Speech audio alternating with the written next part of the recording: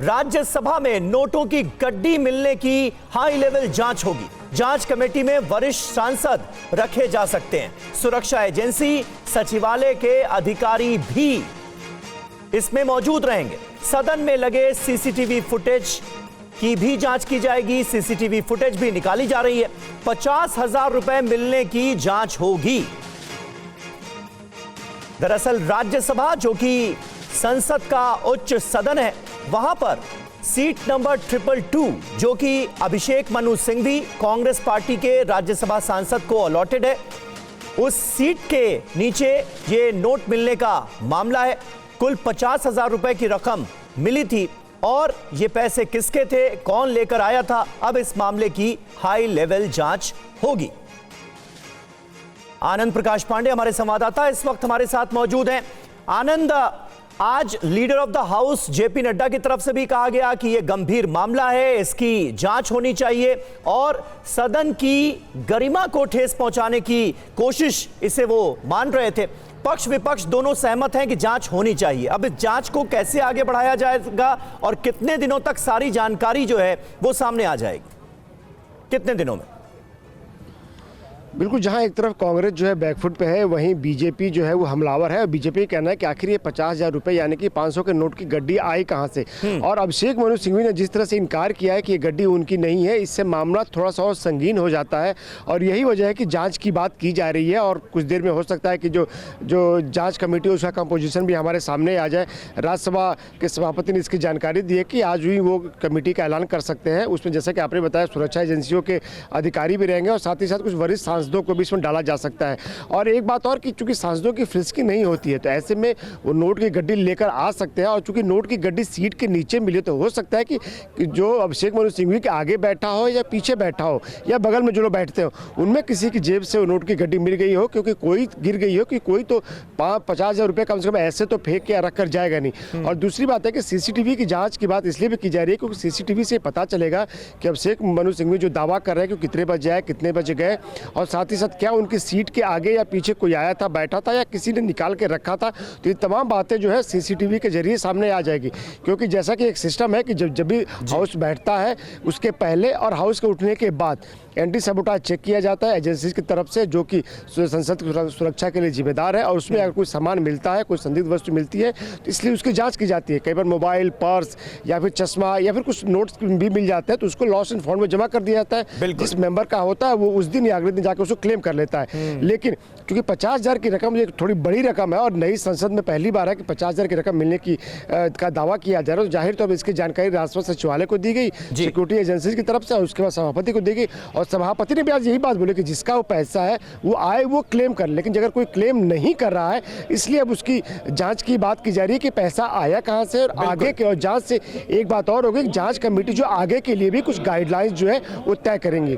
ठीक है, बहुत बहुत शुक्रिया आपका आनंद इस ताजा जानकारी और अपडेट के लिए। अब इस पूरे मामले की जांच होगी और सीसीटीवी फुटेज से बहुत सारी बातें जो हैं वो साफ हो जाएंगी, बहुत सारे सवालों का जवाब मिल जाएगा। और आइए अब आपको सुनाते हैं राज्यसभा में नोटों की गड्डी मिलने को लेकर सभापति जगदीप धनखड़ ने क्या कुछ कहा था। I hereby inform that during the routine anti-sabotage check of the chamber after the adjournment of the House yesterday, apparently a wad of currency notes was recovered by the security officials from seat number 222, presently allotted to Shri Abhishek Manu Singhvi, elected from the state of Telangana for the term 2024 to 2026. The matter was brought to my notice and I felt it expedient as per practice and ordainment to ensure that investigation takes place in accordance with law and the same is underway. आगे बढ़ते हैं। किसानों का जत्था दिल्ली की तरफ रवाना। शंभू और सिंघू बॉर्डर से रवाना हुए किसान, दोनों बॉर्डर से 101 किसानों का जत्था रवाना हुआ। 3 किसान नेताओं के नेतृत्व में दिल्ली कूच। ये तस्वीरें हम आपको दिखा रहे हैं। देखिए बॉर्डर से कैसे दिल्ली की तरफ रवाना हुए हैं किसान। 101 किसानों का जत्था, जिनको 3 किसान नेता लीड कर रहे हैं, वो रवाना हुए हैं शंभू बॉर्डर और सिंघू बॉर्डर से किसान दिल्ली की तरफ रवाना हुए। तो ये तस्वीरें हम आपको दिखा रहे हैं तब की, जब किसान रवाना हो रहे थे और उनको रोकने के लिए बॉर्डर्स पर बैरिकेडिंग्स भी लगाई गई हैं। जीत भाटी हमारे संवाददाता और मोहित मल्होत्रा हमारे दूसरे संवाददाता हमारे साथ जुड़े हैं। मोहित के पास सबसे पहले चलेंगे। मोहित, ये जो जत्था है ये अभी कहां मौजूद है और इनको रोकने के लिए पुलिस ने क्या प्रबंध किए हैं, उसका कुछ असर है या फिर किसान आगे बढ़ रहे हैं?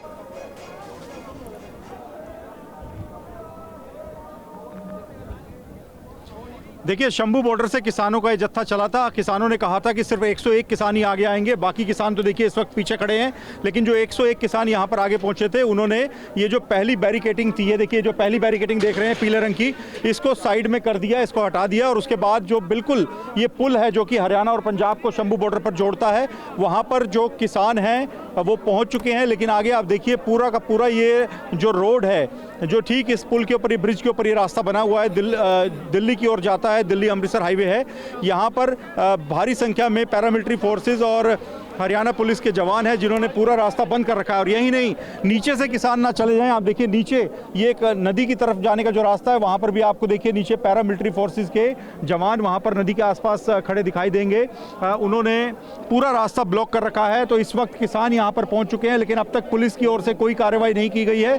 किसानों ने वादा किया था कि उनका जो प्रदर्शन है वो शांतिपूर्ण रहेगा, और वो भी शांतिपूर्ण तरीके से यहाँ पर खड़े हुए हैं। और अभी आगे जाने के लिए तो उनके पास कोई ऑप्शन है नहीं, कोई रास्ता बचा नहीं है। वहां से आप देखिए माइक पर हरियाणा पुलिस के जो ऑफिसर हैं वो लगातार अनाउंसमेंट कर रहे हैं, बता रहे हैं कि अंबाला में हरियाणा की सीमा में इन किसानों को दाखिल होने की अनुमति नहीं है। ये उनको बताया जा रहा है और कोशिश की जा रही है कि उनको पीछे जाने के लिए कहा जाए। लेकिन अब तक जो किसानों को डर था कि पुलिस काफ़ी बड़ी कार्रवाई कर सकती है, कोई ऐसी कार्रवाई अब तक देखने को नहीं मिली है। और किसान जो सीमेंटेड बैरिकेड है उसके पास इकट्ठे हो चुके हैं।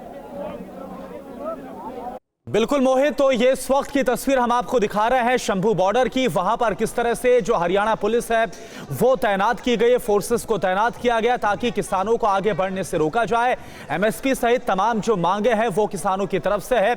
और ये किसानों की तरफ से जानकारी सामने आई थी कि 101 किसानों का जत्था आगे दिल्ली की तरफ कूच करेगा। और इस बीच जीत भाटी भी इस वक्त हमारे साथ जुड़े हैं पूरी जानकारी के साथ। जीत, क्या हालात बनते हुए नजर आ रहे हैं? क्योंकि खबर यह है कि जहां पर शंभू बॉर्डर पर आप मौजूद है, वहां पर हरियाणा पुलिस ने तमाम इंतजाम किए हैं ताकि किसानों को आगे बढ़ने से रोका जाए। इसके अलावा अंबाला से खबर आ रही है जहां पर बीएनएस की धारा 163 को लागू भी किया गया है।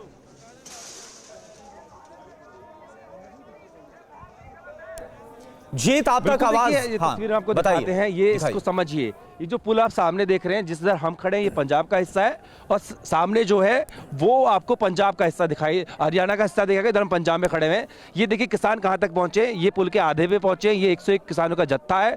हालांकि लगातार जो हरियाणा पुलिस के अधिकारी हैं उनको चेतावनी दे रहे हैं और कह रहे हैं कि आपको आगे जाने की अनुमति नहीं है। बीएनएस की धारा 163 लगी हुई है, आप अगर इसको तोड़ते हैं तो खिलाफ कार्रवाई की जाएगी। देखिए पुल से ना जा पाए वो हमने आपको दिखाया। अब गंगा नीचे दिखाइए, इस गंगा नदी को पार ना कर पाए उसके लिए यहाँ पर इंतजाम किए गए, सुरक्षा बलों को वहां भी तैनात किया गया है। और देखिए सामने आप दिखाई देंगे तो आपको एक वहां पर बंकर नुमा जगह दिखाई देगी, वहां पर ड्रोन रखे हुए हैं। पिछली बार भी टीवी9 भारत ने ग्राउंड रिपोर्ट की थी और दिखाया था कि कैसे यहाँ पर किसानों को रोकने के लिए न सिर्फ वज्रवाहन लगाए गए हैं बल्कि ड्रोन्स का भी इस्तेमाल किया गया था। अगर हालात बेकाबू होते हैं तो अभी भी उसका इस्तेमाल किया जा सकता है। यहाँ पर भारी मात्रा में पैरामिलिट्री फोर्सेस को लगाया गया है। हालांकि किसान जो है कंक्रीट की बैरिकेडिंग जाकर रुक गए हैं, आगे जाने का कोई उपचार उनके पास नहीं है। लेकिन उससे पहले जो 2 बैरिकेडिंग लगी हुई थी, इसमें जो बैरिकेडिंग को तोड़ा, फिर आयरन की फेसिंग थी उसको तोड़ा। और अब देखिए ये खड़े हैं सामने जहां पर कि ये कंक्रीट की वॉल है, यहां पर जाने नहीं दिया जाएगा। किसान भी इस बात को जानते हैं और यही बात उन्होंने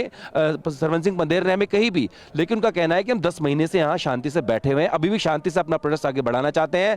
आपको ट्रैक्टर से आपत्ति थी, हमने ट्रैक्टर छोड़ दिए, ट्रॉली छोड़ दी, अब हम पैदल ही आगे बढ़ना चाहते हैं। तो हमें में बढ़ने दिया जाए, लेकिन अनुमति नहीं है क्योंकि दिल्ली में पार्लियामेंट्री सेशन में वो भी चल रहा है और इस तरीके से किसान बड़ी मात्रा में जाना चाहते हैं, उसको लेकर के रुका गया। देखिए वहां पर आपको हमने कुछ तस्वीरें दिखाई कि तमाम बैरिकेडिंग और जो लोहे की वायर थी उसको ऊपर से नीचे पुल पर फेंक दिया गया है, लेकिन अभी कोई स्थिति खास बिगड़ती दिखाई नहीं दे रही है क्योंकि किसानों ने भी वादा किया है कि शांतिप्रिय तरीके से अपने इस प्रोटेस्ट को आगे बढ़ाएंगे। दूसरी तरफ पुलिस ने भी कहा है कि अगर आप कानून को हाथ में नहीं लेते हैं तो आप पर कार्रवाई नहीं होगी, आपका प्रोटेस्ट जारी रह सकता है, लेकिन आप आगे नहीं बढ़ सकते, यानी कि हरियाणा में दाखिल होकर आप दिल्ली तक किसी भी सूरत में नहीं पहुंच पाएंगे। ये साफ तौर पर प्रशासन द्वारा कह दिया गया है और इसी के लिए एहतियात जो अंबाला के स्कूल्स हैं उनको भी बंद कर दिया गया है। लेकिन देखिए जो किसानों का जत्था है वो लगातार वहां पर डटा हुआ है, लेकिन इस बीच हरियाणा के जो पुलिस अधिकारी हैं वो उनको समझाने की कोशिश भी कर रहे हैं, उनको बता रहे हैं कि आपका आगे इस तरह से बढ़ना ठीक नहीं है, अगर आप कानून को हाथ में लेंगे तो पुलिस भी कार्रवाई करेगी। लेकिन जी बिल्कुल जितेंद्र, बने रहे आप हमारे साथ। इस वक्त किसान आंदोलन को लेकर बड़ी कवरेज TV9 भारतवर्ष पर आप देख रहे हैं और शंभू बॉर्डर पर जबरदस्त हलचल है। शंभू बॉर्डर पर एक तरफ यानी हरियाणा वाली तरफ हमारे सहयोगी मोहित मल्होत्रा मौजूद हैं और दूसरी तरफ यानी दिल्ली वाली तरफ जितेंद्र भाटी हमारे सहयोगी मौजूद हैं और इस वक्त जो स्थितियां परिस्थितियां बनती नजर आ रही हैं वो आपके सामने हैं। सैकड़ों की संख्या में जो किसान हैं वो दिल्ली कूच करते नजर आ रहे हैं। हालांकि कहा यह गया है कि 101 किसान जो हैं वो ही आगे जाएंगे, बाकी जो किसानों का जत्था है वहीं पर रुकेगा। कई मांगे हैं, 10 मांगे उनकी जो हैं वो भी लगातार हम TV9 पर फ्लैश कर रहे हैं। इसमें प्रमुख है MSP की कानूनी गारंटी, यानी पुराने मुद्दों को लेकर एक बार फिर किसान संगठन सरकार पर हमलावर, अपनी डिमांड्स को लेकर आगे बढ़ने की कोशिश, दिल्ली पहुंचने की कोशिश। मोहित मल्होत्रा हमारे साथ मौजूद हैं। मोहित, ये बताइए कि वहां पर क्या इंतजाम किए गए हैं? यहां पर तो हम देख रहे हैं यानी जो दिल्ली वाली तरफ है वहां पर तो शंभू बॉर्डर पर जो ऊपर का ब्रिज है उसे भी पूरी तरह से बंद कर दिया गया है। नीचे जहां पर नदी है वहां पर भी पुलिस की तैनाती है, जबकि 10 महीने से यहां पर किसान मौजूद हैं इन्हीं डिमांड्स को लेकर। वहां पर क्या तैयारियां नजर आ रही हैं और किसान संगठनों की इस बार डिमांड्स क्या है वो भी बताइएगा।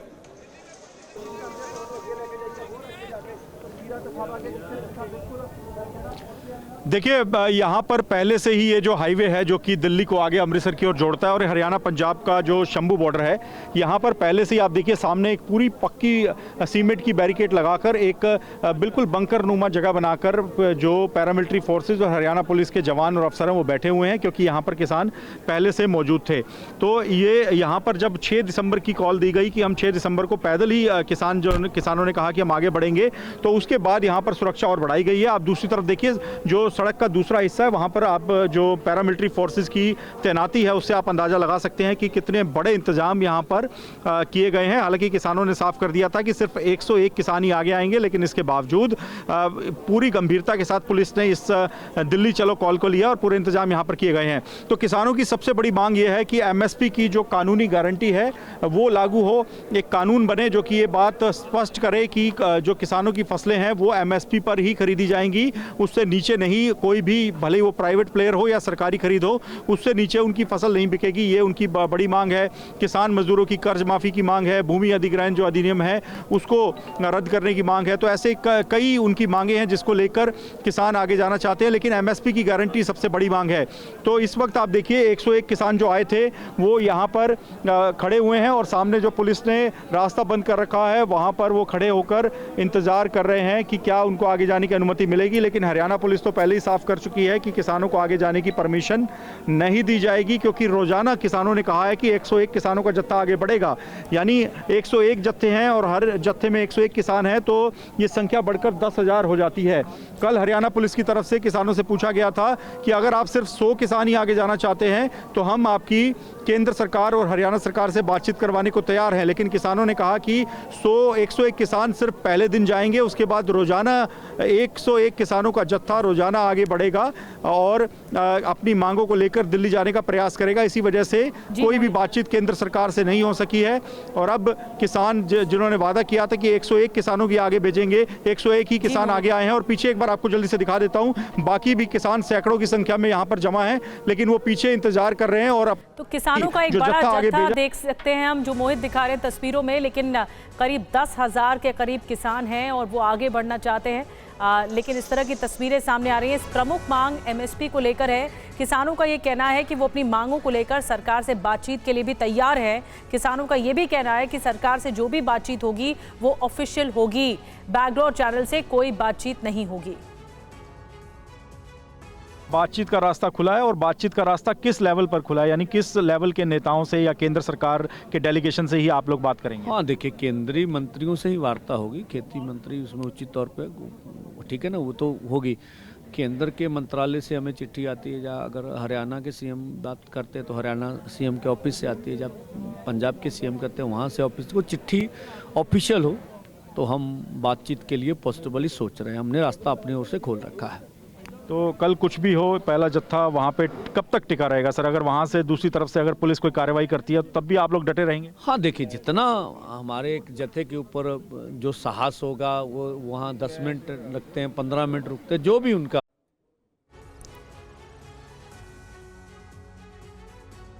और सिंघू बॉर्डर से ग्रेटर नोएडा पहुंचे किसान, परी चौक से किसानों को हिरासत में लिया गया। तो बड़ी जानकारी ये भी सामने आ रही है, किसानों के मार्च को लेकर सिंघू बॉर्डर से ग्रेटर नोएडा पहुंचे किसान, और यहां पर परी चौक के पास किसानों को हिरासत में लिया गया है।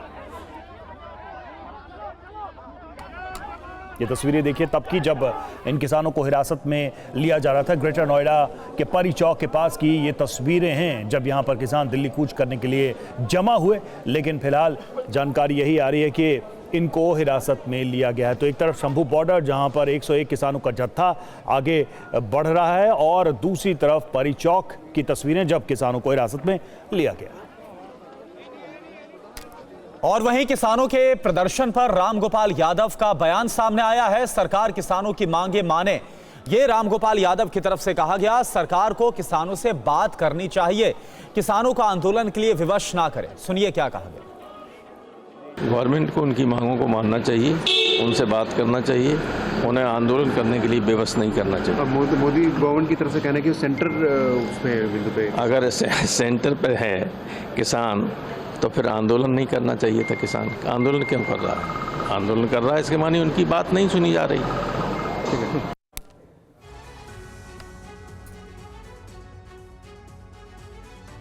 और अब रुख करते हैं बिहार की अहम खबर का। पटना में बीपीएससी ऑफिस के बाहर प्रदर्शन हुआ है। एक शिफ्ट में परीक्षा कराने की मांग की गई है। नॉर्मलाइजेशन के खिलाफ छात्रों का यह प्रदर्शन सामने आया है। 13 दिसंबर को होनी है बीपीएससी की प्री परीक्षा। बीपीएससी ने नॉर्मलाइजेशन का जिक्र नहीं किया है। प्रदर्शनकारी छात्रों ने इसके बाद बेली रोड को जैम कर दिया है और प्रोटेस्ट किया है, जिसके बाद पुलिस ने प्रदर्शनकारी छात्रों पर लाठीचार्ज भी कर दिया। ये देखिए,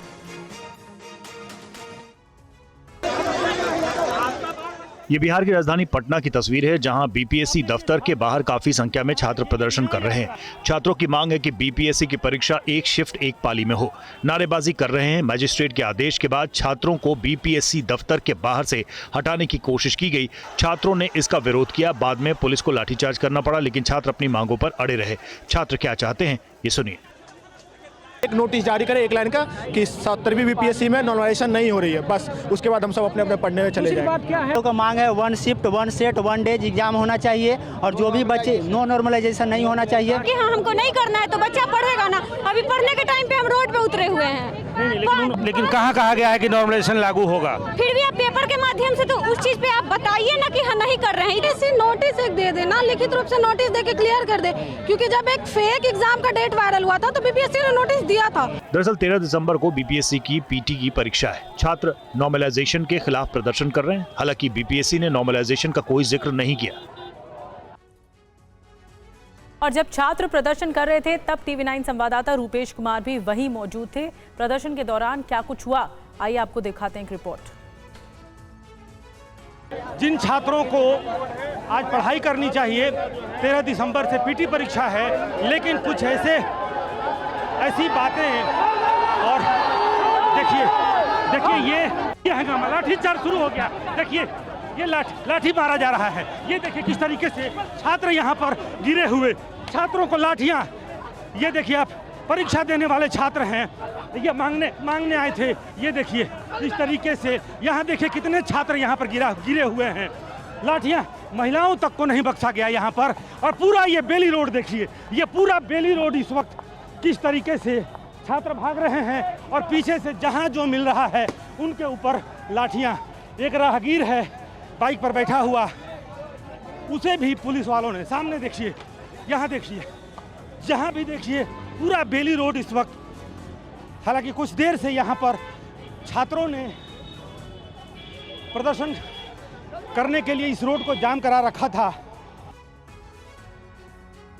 और बिहार के सुपौल जिले के त्रिवेणीगंज में कल पुलिस और आम लोगों के बीच हिंसक झड़प हो गई। सड़क जाम के बाद पुलिस के पहुंचने पर भीड़ ने पथराव कर दिया, जिसके बाद पुलिस को लाठीचार्ज करना पड़ा।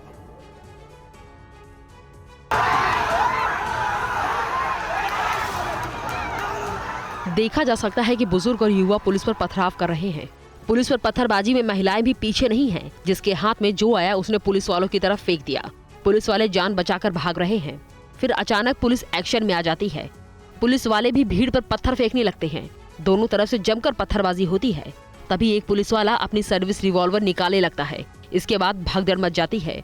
बताया जा रहा है कि किसी विवाद को लेकर लोग नाराज थे। 100 से अधिक लोग लाठी डंडों से लैस होकर त्रिवेणीगंज थाना पहुंचे और थाने का घेराव कर लिया। पुलिस ने इन्हें थाने में ही रोकने की कोशिश की, लेकिन लोग नहीं माने और इसी के बाद बवाल बढ़ गया। हालांकि जिला प्रशासन का कहना है कि भीड़ ने पहले पथराव किया, जिसके बाद पुलिस को लाठीचार्ज करना पड़ा। जदिया थाने के पुलिस पर भी भीड़ के द्वारा पथराव की सूचना प्राप्त हुई, तो मैं और डीएसपी साहब हम लोग स्थल पर पहुंचे हैं।